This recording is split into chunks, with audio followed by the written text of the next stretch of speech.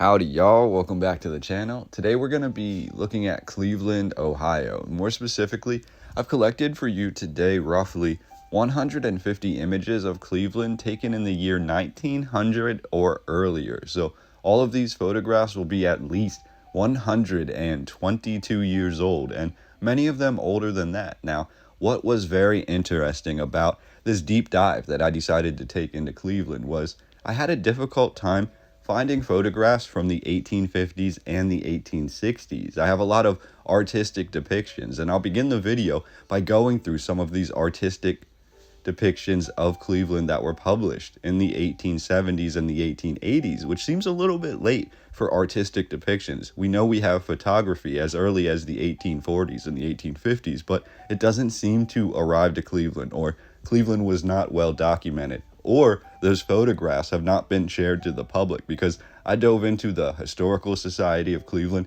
as well as some other forums looking for photographs of Cleveland, and what I'll share with you today is what I was able to find. So we're going to get right into that, and as always in the Old World series of videos that I like to present with you, I'm going to be sharing the current narrative history with you as well. But for now, let us look through these early artistic depictions of Cleveland. This will give us a better idea of the buildings that we'll be looking at in the photographs to come in this video, and this will also introduce us to the type of architecture that was occurring in Cleveland.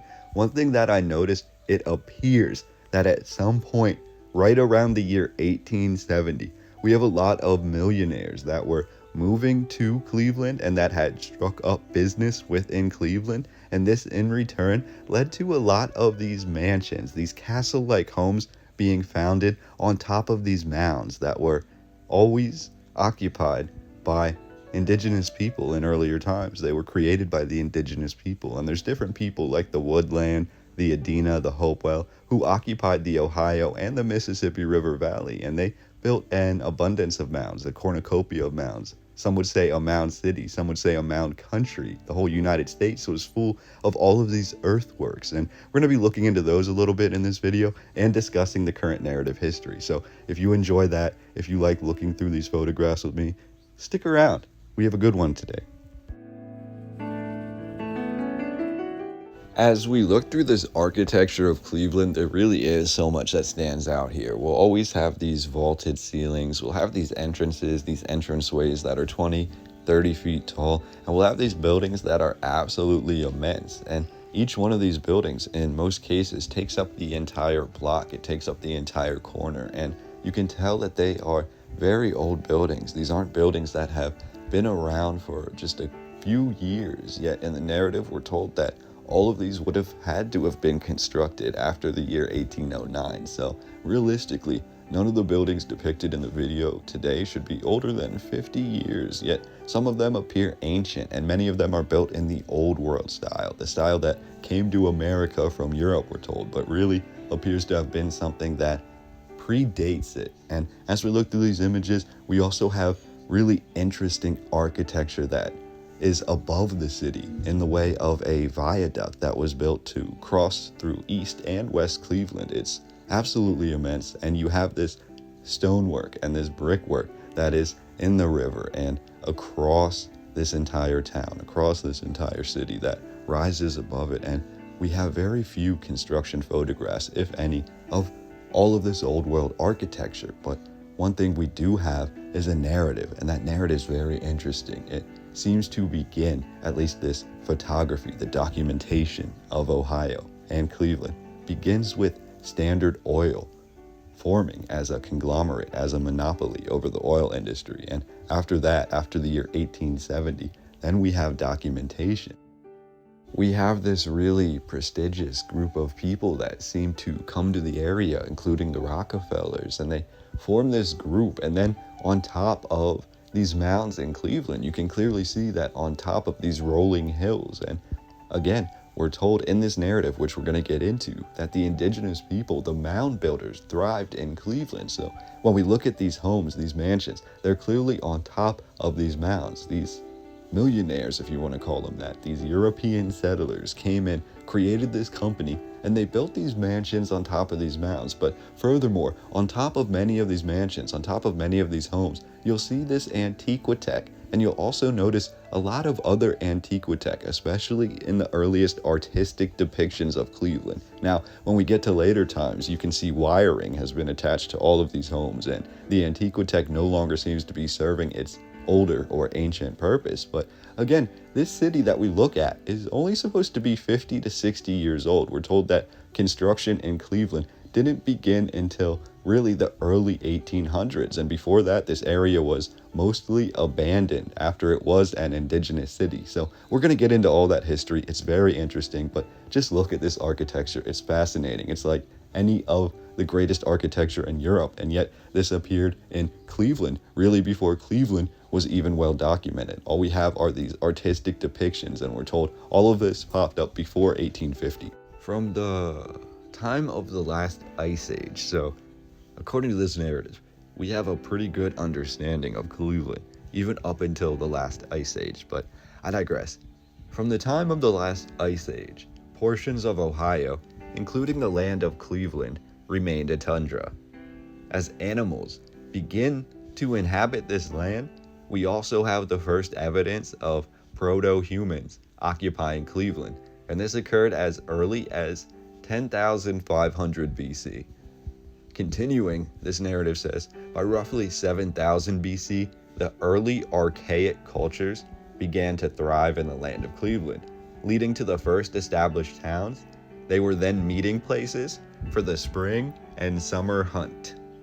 By 4,500 BC, the more advanced populations had begun to inhabit what is today Cleveland, and these were known as the Middle Archaic cultures. These people had more advanced tools, and they used drills, and these human beings also had advanced architecture, like enclosed encampments. Now, by the late Archaic period, according to this narrative, which was roughly 1000 BC, we find evidence in Cleveland of a vastly advanced culture, one that planted and harvested crops. They built towns. They traded across long distances at specified meeting points, and they even constructed intricate grave sites known as mounds or burial mounds. This led directly, according to this narrative, into the culture of the woodland people who would come to occupy the land of Cleveland. By the year 500 AD, the woodland people built immense mounds all throughout Ohio, the mounds of which Ohio is famous. And within these mounds, the woodland people grew a cornucopia of not only crops, but new religious beliefs and sophisticated traditions. These mounds, numbering in the thousands throughout Ohio, appeared to advance to the point of being the main form of construction in the area for almost 1,000 years. Some of these mounds, the larger, were said to be for burials, while others acted as living quarters. Some of the mounds represented places of meeting or trade, while others were places for rest, relaxation, and sleep. These mounds were often interconnected within the community by what we would look at today as roads, but these roads were actually shaped by the immense earthworks, and some of these earthworks would lead to pathways that were fully underground. By roughly 1200, according to this narrative, the woodland culture, which was the culture of the ancient Mound Builders, was eventually stretched from Ohio the whole way down into the Mississippi River Valley, and throughout this entire landscape, they had begun to build their mounds. They eventually incorporated the Adena culture, which was another indigenous group that also constructed mounds. The two cultures then amalgamated and also incorporated the Hopewell culture. So eventually you have these three groups of mound builders. They were all different hives, if you want to look at it that way, of the same tribe. They all built these immense mounds. They had another thing that united them, and that was their main crop that they produced. Eventually this crop would be the crop that the United States was known for. You could find this crop all around North America, and it was because of these mound builders that were called eventually the Mississippi Mound Builders, but they stemmed from the woodland culture that was found in Ohio, that was found in Cleveland, and the crop that they shared with everyone was corn, was maize. Corn became really abundant everywhere you went, no matter what indigenous group that you were talking to. They had some sort of crop, some sort of harvest of corn. And that's very interesting because when you look into the histories of many indigenous groups that are found in the Northeast, even going into the South. They all have these stories, these myths, these legends of their creation and where they came from. And many times these stories will tie back to the Mound Builders. They're tied back to the Adena, to the Hopewell, to the woodland culture. We're told by the year 1350, most, if not all, of the indigenous people, the different groups of Ohio, had been introduced to one another, and they regularly conducted trade. Eventually, their trade reached all of the indigenous groups of the southern United States, and this brought with it new crops and new forms of architecture which the woodland helped to develop. Also, new myths and new legends began to arise about the culture of the Mound Builders, these immense, oversized, hulking warriors who could build and construct and live anywhere that they went. The Hopewell culture, going hand in hand with the Adena, formed the better part of the Mississippi Valley Mound Builders by the year 1500. At this point, they were said to be absolutely flourishing throughout America, having constructed and connected by trade and by route massive mound cities.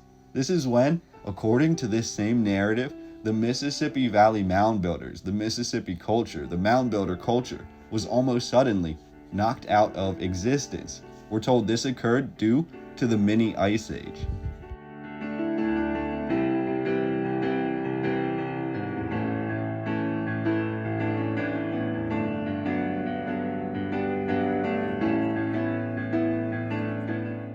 Now, according to this narrative, and this is interesting, this mini ice age of roughly the early 1500s can be attributed directly to the demise of the mound builder culture. We're told that a few of the mound builders would abandon their mound cities, and then they would go on to be incorporated into other indigenous groups, and that's how we have the tales of the mound builders that survive today. But most of the mound builders tried to remain in their mound cities and to survive the conditions, only to lose that battle. We're told in the land of Cleveland and in its abundance of mounds, they were almost all abandoned, and they were completely found empty when the European settlers would arrive, at least according to this narrative. So we're told from 1640 through at least 1740, but possibly until the late 1700s, this land that was once a city for the indigenous people, for the mound builders, it was completely abandoned. Now, when we look through these photographs from the 1800s, many of these from the late 1800s, when we see these images and we see these different buildings that are appearing on the mounds and are appearing all throughout Cleveland, how much of what we see in these photographs can actually be traced back to the mound builder culture? Can any of the earthworks, can any of the shape of the city, can any of these buildings or their infrastructure be traced back to the mound builder culture? Just a question worth asking. Now, diving into the U.S. history as it relates to Cleveland, after the United States Revolutionary War, the fledgling United States adjudicated the lands west of the Allegheny to the numerous states that were bidding for them. The land that is today Cleveland was adjudicated to the Connecticut Company.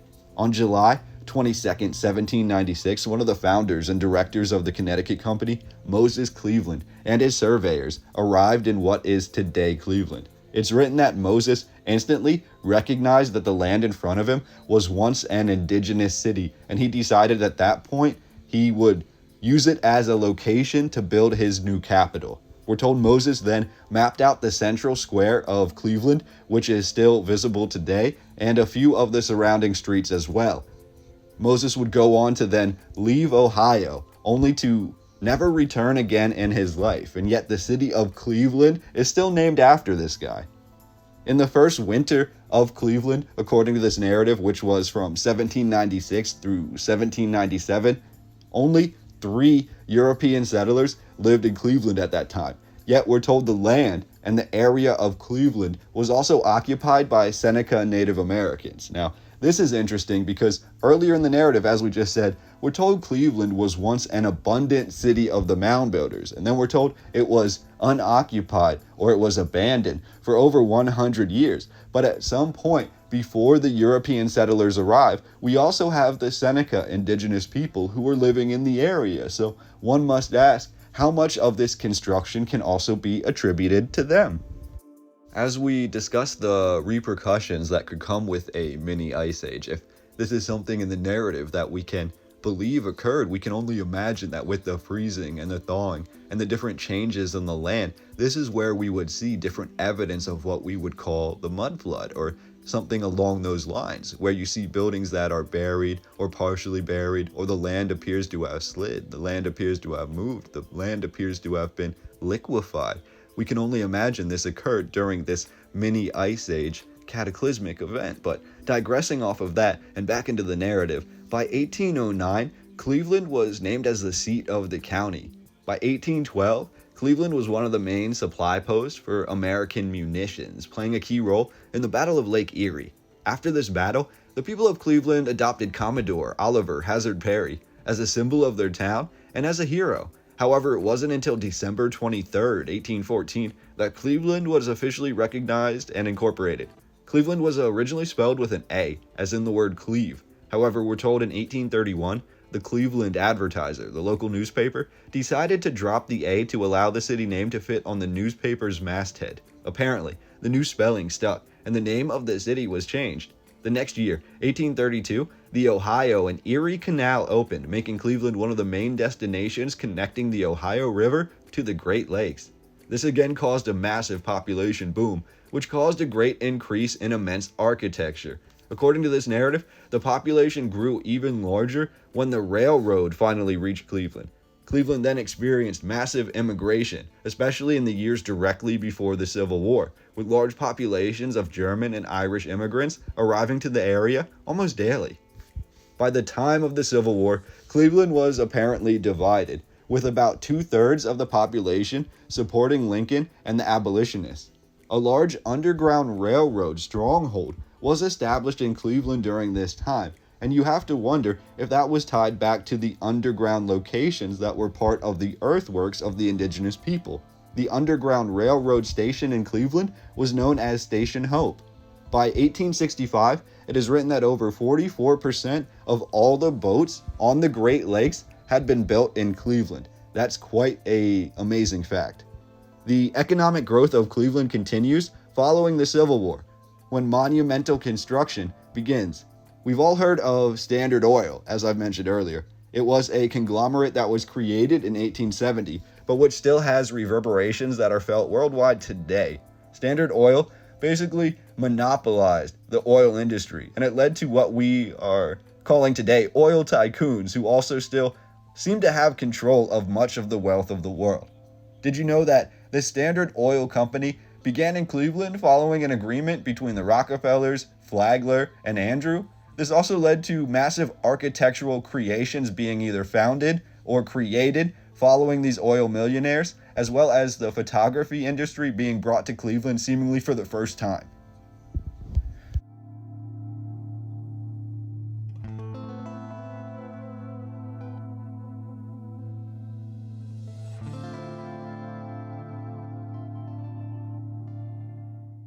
I didn't want to get through this section of the video without pointing out that there were a bunch of poles in Cleveland at one point, and these poles appeared to reach really high into the sky, 100, 200, 300 feet, and they weren't flagpoles, at least not in the oldest depictions of them. And we're not exactly sure what sort of purpose these poles really had. I don't know if they were antiquitech. I don't know if they served as lights or something else like that, and in the images we just can't see what was going on. I know for sure we don't see wiring, at least not until the 1890s and the 1900s, and in those photographs we can see that many of these poles, which there were numerous in Cleveland, were converted to be different things that provided electricity. However, if they were antiquitech, I wonder what they did back then.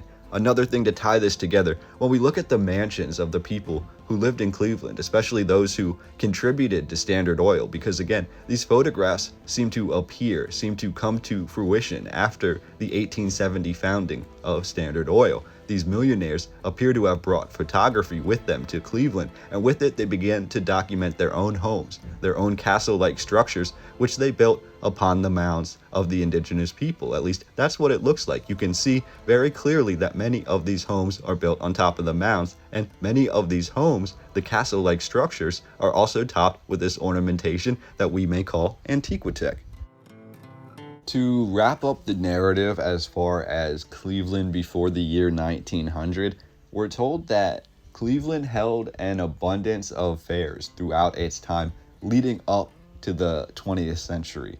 They had sanitary fairs, and they also had fairs that introduced the new population. When I say the new population, we're talking about after the Civil War. There was a push to bring people to Cleveland, and in doing so, with the new immigrants that were coming from different parts of the world, they held these fairs to help introduce these people to the American way of life, to the way things would be going moving forward. Now, if you take that with a grain of salt, if you take away what that really means, we can wonder if this was a sort of uncovering or a founding of a different city that was Cleveland. We know about all the other World's Fairs that appear to be these massive cities, these cities that were so advanced for their time, and yet they were throwaway or disposable cities. We're led to believe that these cities were built in a matter of months, only to be torn down. And when we look at Cleveland, we don't necessarily have the photographs from all of these fairs that occurred, from the sanitary fairs and the other fairs like that. But what we do have is architecture that appears to have survived these fairs, or architecture that appears to have been built well before the timeline that we've been provided about Cleveland. Now, this current narrative wraps up by telling us that the greatest achievement, the greatest of all of this architecture that we looked at today, the crowning achievement of all of it, would be the Cleveland Arcade, a massive building that was reminiscent of ancient Rome, but that was built in Cleveland in the year 1890. We're told at the turn of the century, from the 1800s into the 1900s, Cleveland was known as the sixth city, in reference to it being the sixth largest city in all of the United States. And that's really where this narrative up until 1900 wraps up. So from here, we're just going to be looking at the remainder of the photographs that I've accumulated of Cleveland before the year 1900. Again, most of these photographs are coming to us from 1880 or later. The ones that are from 1870s and the ones that are from the 1860s, you'll clearly be able to see because Cleveland looks entirely different, almost as if the things that were founded here, the things that were built here, they were all built after Standard Oil was built here, after all of the mounds were opened up, after the oil was found, after everything was covered over. Now, we don't exactly have documentation on that. We can only have different historical references, which we can allude to, but nothing will tell us directly what was found in the mounds. For the most part, we're told that these mounds were abandoned, that they were just empty land that could be done away with, at least according to the people back in the 1800s who made these decisions. But when we look into the true history, we must wonder what was really occurring in Cleveland. And I'd love to hear your comments and your thoughts down below. But for the remainder of the video, I will chime out and just let you view these images. I look forward to hearing what you think in the comment section down below. Let me know anything that stands out to you, any images, any inconsistencies, any abnormalities, any anomalies, and please subscribe to the channel because I have a lot of other videos like this in the Old World series where we look at the oldest known photographs and other videos about Old World architecture and the anomalies of our past. History is something that intrigues me, and I thank you so much for joining me today. So again, like, share, subscribe, comment down below. I want to hear what you have to say, and join me for the next video. Thanks for being here, y'all.